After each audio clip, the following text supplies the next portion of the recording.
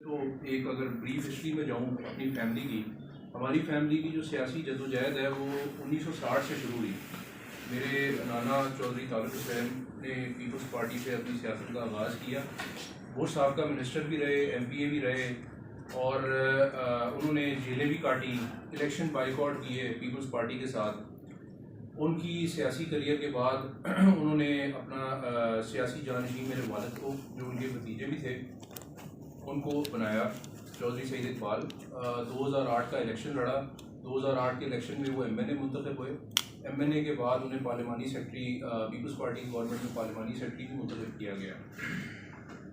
2013 के इलेक्शन में peoples party पे एक जवाल का दौर था और पार्टी के हालात इस तरह के थे कि हमारी हल्के के हमारे चाहने वाले हमारे सपोर्टरों ने ये कहा कि जी आप पार्टी को छोड़ दें, आप नून लीग में चले जाएं, नून लीग में शामिल हो जाएं।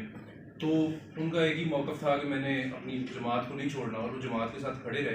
हालांकि उस टाइम नून लीग ने हमें टिकट ऑफ़र किया एमएनए का, जिसकी बाद में राना सनाउल्लाह साहब ने भी गवाहियाँ प्रेस कॉन्फ्रेंसेस में और अपना जो हल्के में जगह जगह बैठ के उन्होंने ये गवाहियाँ दी कि जी हाँ, मेरा उनका आने का असल मकसद यही था इस हल्के में कि उन्होंने सईद इकबाल को टिकट ऑफ़र किया और सईद इकबाल ने वो टिकट रिजेक्ट कर दिया। उस इलेक्शन में मेरे वालिद को 43,000 वोट मिले, जो पंजाब के उस टाइम के हाईएस्ट वोट थे, जबकि साबका वज़ीर आज़म पीपल्स पार्टी के और जो भी मिनिस्टर थे वो भी इतने वोट नहीं ले सके। उसके बाद 2018 वाले इलेक्शन में पीटीआई ने हमें टिकट ऑफ़र किया। उसमें उन्होंने ये भी कहा कि जी हम आपके घर आगे आपको टिकट देते हैं। वो डॉक्टर निसार को टिकट देने को तैयार नहीं थे, लेकिन मेरे वालिद ने वो टिकट भी रिजेक्ट कर दिया, सिर्फ इतनी बात करके कि आज मेरी जमात पे बुरा टाइम है तो मैं अपनी जमात नहीं छोड़ूंगा। उसका हमें खमियाजा भुगतना पड़ा। उस खमियाजे के तहत हमें हमारे कागजात रिजेक्ट कर दिए गए। कागजात रिजेक्ट करने के बाद इलेक्शन से 4 दिन पहले हाई कोर्ट से जाके हमने अपने कागजात बहाल कराए। कागजात बहाल करा के जब हम इलेक्शन लड़ने गए, टाइम बहुत थोड़ा था, लेकिन हमारे हल्के की अवाम का फिर शुक्रिया अदा करता हूँ, हमारे चाहने वालों का, कि उन्होंने हमें सपोर्ट किया। उस इलेक्शन में हमें 12,000 वोट मिले इतने थोड़े टाइम में। मेरे वालिद की वफ़ात 13 दिसंबर 2023 को मेरे वालिद की वफ़ात हो गई। मेरे वालिद की वफ़ात से अगले दिन फरियाल तालपुर साहिबा हमारे गाँव भाई गाँव 271 गुनी सरियाला में आई।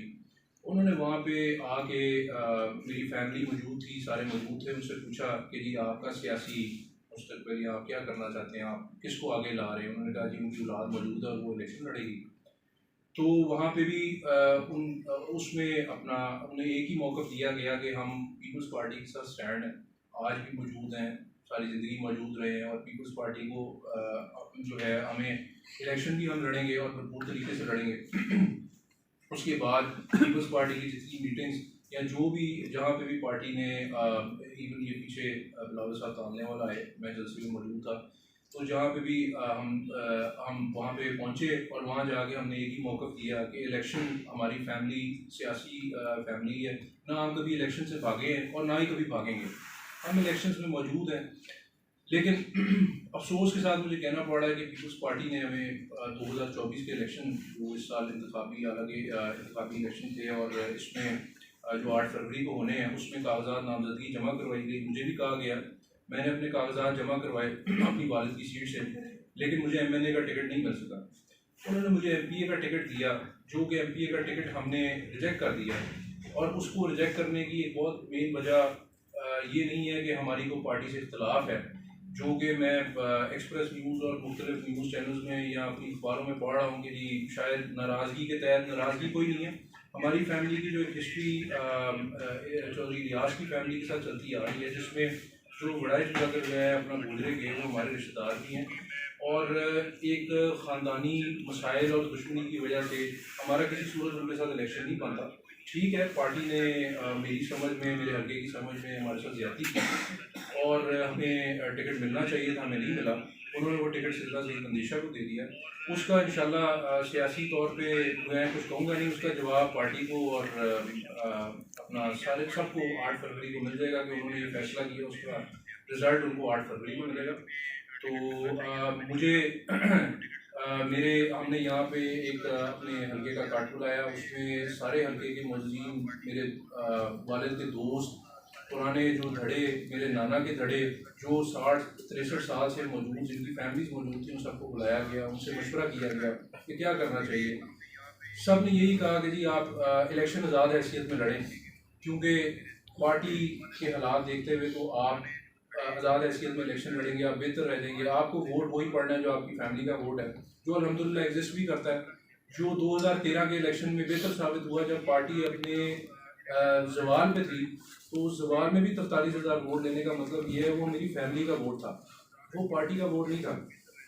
आज पार्टी ने हमें इग्नोर किया, तो ये तो वक्त साबित करेगा। बाकी उन्होंने फैसला किया या उन्होंने अपनी राय दी कि आप आज़ाद हैसियत में इलेक्शन लड़ें और एमपीए का इलेक्शन। लेकिन मेरे जो सियासी आप कह लें टीचर हैं या मेरी फैमिली में बड़े, मेरे वालिद साहब के फौत होने के बाद, वो तो मेरे नाना ही हैं, उनसे मशवरा करने के बाद जो तारुफ साहब से उन्होंने इस चीज़ को रिजेक्ट कर दिया और उन्होंने एक ही मौक़िफ़ रखा कि हमने पीपल्स पार्टी नहीं छोड़नी है, पीपल्स पार्टी में मौजूद है। ठीक है, पार्टी ने एक फ़ैसला किया, वो फ़ैसला हमारी समझ में ज़्यादती थी, गलत था, लेकिन हम पार्टी के साथ स्टैंड करते हैं। हमने अपने कागजात नामजदगी वापस ले लिए, विड्रॉ कर दिया एमपीए के इलेक्शन से भी और एमएनए के इलेक्शन से भी। लेकिन इसका बिल्कुल ये मतलब नहीं है कि मेरी फैमिली सियासी तौर पे हम आउट हैं, हम सियासी तौर पे एग्जिस्ट करते हैं, हमने इलेक्शन लड़ने हैं। ये एक इलेक्शन में हमें दुआ के साथ लगा दिया गया, हमारी एक सियासी मजबूरी बन गई, लेकिन इंशाल्लाह अगले आने वाले सारे इलेक्शन में मेरी फैमिली भरपूर हिस्सा लेगी और अभी तो बहुत ज़िंदगी पड़ी है, तो इंशाल्लाह टाइम साबित करेगा कि उस टाइम जो एक मामला दरपेश आया वो उस मामले की हकीकत भी सामने आएगी और उनको उनका रिजल्ट भी मिलेगा। बहुत शुक्रिया भाई। किसको सपोर्ट किसको करेंगे? जिस तरह आपने बताया कि मेरे वोट हैं, खानदानी वोट कह लें या दोस्त अहबाब होंगे, कुछ रिश्तेदारों के या वैसे वोट होगा, तो किसको सपोर्ट करेंगे? जाहिर है ये अब आपका हल्का है, अगर आप पीपल्स पार्टी के साथ ही खड़े हैं फिर उसके उम्मीदवार को वोट देंगे। सर देखिए, इसमें पीपल्स पार्टी की जहाँ तो उम्मीदवार की बात है, मैंने आपको ये बताया कि एनपीए का इलेक्शन छोड़ने का असल मकसद ये नहीं था कि हमें एमएनए का टिकट नहीं मिला। उसकी वजह ये थी कि जिनको उन्होंने एमएनए का टिकट दिया वो हमें हमारी एक फैमिली कॉन्ट्रैक्ट की वजह से कबूल नहीं है।